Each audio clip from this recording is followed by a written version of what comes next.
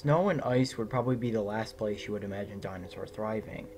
The vast majority of media exclusively shows them living in warm, tropical, lush places, and therefore most may believe they were incapable of living in colder biomes. However, this is incorrect. Dinosaurs were so successful that they even roamed the continents that got to freezing temperatures, and the fifth episode of Walking with Dinosaurs, Spirits of the Ice Forest, does a great job at showcasing this, and as far as I know, is the only one that actually does so.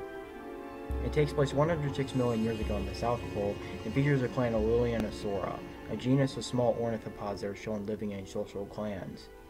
Throughout the episode, we mostly follow this clan, witnessing their struggles to raise their young and make it through the harsh winter after a crippling loss occurs.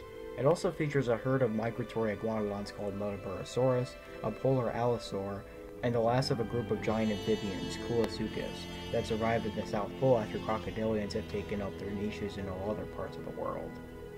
Like Cruel Sea, this episode doesn't really have an ongoing story, mostly just spending its runtime showcasing each of the animals' different adaptations and lifestyles, which is in no way a bad thing.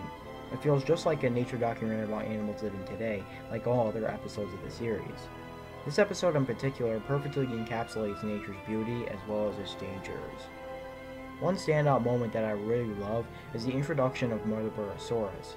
Just like the Brachiosaurus engine from Time of the Titans, it has an incredibly bone-chilling, grandiose musical score and perfect build-up that never fails to send shivers down my spine. The soundtrack for this episode really stands out, having a really serene and peaceful feel that fits with its tone, and the filming location is gorgeous. Unfortunately though, due to this episode's cast mostly being based off very fragmentary and scanty fossil remains, there are a pretty decent amount of scientific inaccuracies. The polar allosaur in the episode probably is the most interesting and in-depth story behind it than any other animal in the entire trilogy, possibly with the exception of the mesothelite spider and Walking with Monsters, but we'll get to that later. In short, it was based off an ankle bone that was thought at the time to belong to an allosaurid, but is now believed to belong to a megaraptorid. Though many sites will tell you the animal features Australopithecus, an Australian megaraptoran, Australopithecus wasn't discovered until years after the program aired. We know now that allosaurids did indeed go extinct by the end of the Jurassic and didn't survive as a smaller species in the South Pole as the program states, though Carnosaurs as a whole lived all the way up to the late Cretaceous in forms like Carcharodontosaurids. Koolasuchus was already extinct by 106 million years ago in the Albian, having lived more around 120 million years ago in the Aptian. What is stated to have happened in the documentary in every other part of the world had already actually happened. The water had heated up enough that crocodilians came and outcompeted them. Speaking of which, the ending oddly says that temperatures will decrease in the future, causing all the animals in the episode to go extinct, which is the opposite of true. It actually gets warmer in the next few million years. Dinosaurs should have a much longer tail and a feather coating.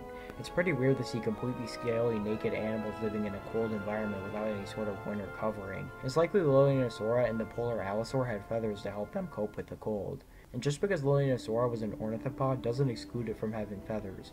We have direct fossil evidence that Psittacosaurus, a small ceratopsid, and Tianyulong, a heterodontosaurid, had feathers. Motoburosaurus is also too robust, belonging to a group of iguanodonts that were more slender. The mammal that tries to rob the Dinosaur nest is portrayed by a modern Kotai, but these guys hadn't evolved yet. Tie material identifies it as Steropodon, but Steropodon was an aquatic mammal related to modern-day platypus.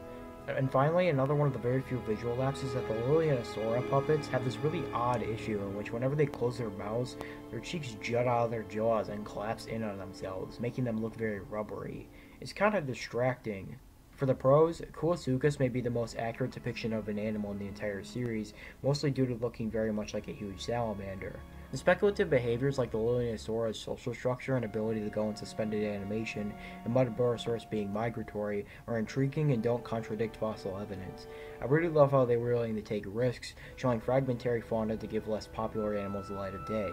The animation is fantastic as always, and despite not having very many action scenes, it's still a really engaging and interesting episode.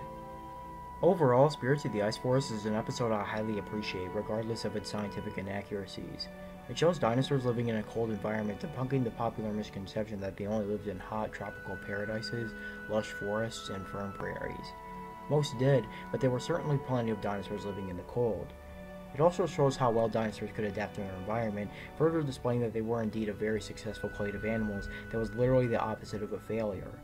So technically when you call someone a dinosaur, you're actually complimenting them, calling them long-lasting and highly adaptable. Additionally, it follows very unpopular dinosaurs, and therefore it's more interesting as you get to know more about animals you never heard about before. It showcases dinosaur diversity rather than being another documentary that focuses on nothing but the big popular dinosaurs that are already household names. I'm willing to bet that most people besides hardcore paleo nerds would never have heard of Lilianasaura had this episode not existed. It's very educational and has breathtaking scenery. While it may not be as thrilling and exciting as other episodes, its serene atmosphere and uniqueness make this still a great episode in the series.